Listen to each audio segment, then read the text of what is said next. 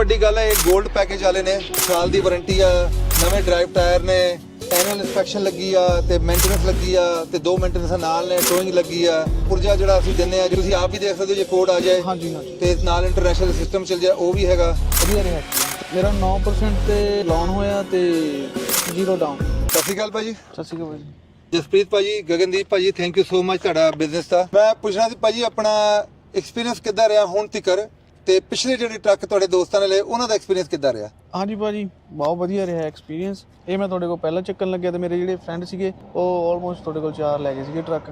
ਜੀ ਭਾਜੀ। ਤੇ ਉਹਨਾਂ ਨੇ ਮੈਨੂੰ ਕਿਹਾ ਸੀਗਾ, ਰਿਕਮੈਂਡ ਕੀਤਾ ਸੀਗਾ ਵੀ ਤੁਹਾਡੇ ਕੋਲ ਜਾਣ, ਮਤਲਬ ਵੀ ਟਰੱਕ ਵਧੀਆ ਖੜੇ ਨੇ ਤੁਹਾਡੇ ਕੋਲ। ਗਗਨ ਭਾਜੀ, ਤੁਹਾਨੂੰ ਕਿੱਦਾਂ ਲੱਗਿਆ ਸਾਡਾ ਫਾਈਨਾਂਸ ਪ੍ਰੋਸੈਸ ਤੇ ਬਾਕੀ ਸਾਰਾ? ਬਹੁਤ ਵਧੀਆ ਲੱਗਿਆ ਭਾਜੀ। ਭਾਜੀ ਆਖਰੀ ਚੀਜ਼ ਮੈਂ ਪੁੱਛਣੀ ਸੀ ਜਸਪ੍ਰੀਤ ਭਾਜੀ, ਕਿ ਤੁਸੀਂ ਰਿਕਮੈਂਡ ਕਰੋਗੇ ਆਪਣੇ ਕਸਟਮਰ ਨੂੰ ਤੇ ਫਰੈਂਡ ਨੂੰ ਟਰੱਕ ਸੇਲ? ਹਾਂਜੀ ਜ਼ਰੂਰ ਜੀ ਜ਼ਰੂਰ, ਸਾਰਿਆਂ ਨੂੰ ਆਉਣਾ ਚਾਹੀਦਾ।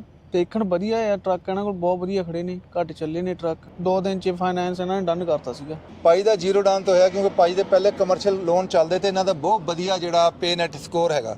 ਹਾਂਜੀ thank you Bhai, thank you so much again. Bhai.